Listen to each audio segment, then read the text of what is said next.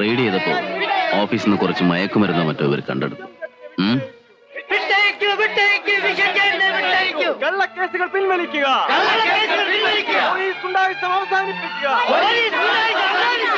നിയമം അനുസരിച്ച് സാറിനെ അറസ്റ്റ് ചെയ്തിരിക്കുക.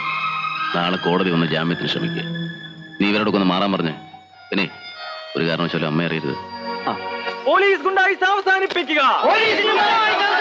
വിട്ടയക്കൂ. ആരും ബഹളം വെക്കരുത്. ചേട്ടനെ വിട്ടയക്കൂ. വിശ്വനെ ബലമായി അറസ്റ്റ് ചെയ്തതല്ല. അവസാനിപ്പിക്കുക. വിശ്വനെ അറസ്റ്റ് ചെയ്തതാണ്.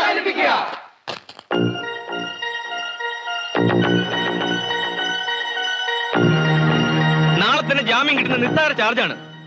എല്ലാരും മാറി നിൽക്കണം. പോലീസിനെ തടസ്സപ്പെടുത്തരുത്. മാറി മാറാൻ എന്താ പറഞ്ഞു കേട്ടില്ല. മാറാനാ പറഞ്ഞത്.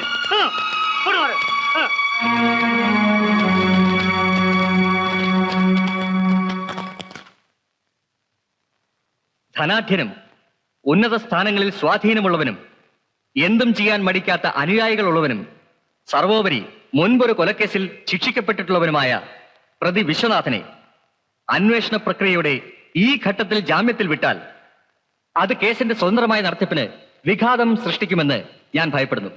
CRPC സെക്ഷൻ 167(2) പ്രകാരം കൂടുതൽ അന്വേഷണങ്ങൾക്ക് വേണ്ടി പ്രതി വിശ്വനാഥനെ 15 ദിവസത്തേക്ക് റിമാൻഡ് ചെയ്യണമെന്ന് ബഹുമാനപ്പെട്ട കോടതിയോട് ഞാൻ അപേക്ഷിക്കുന്നു.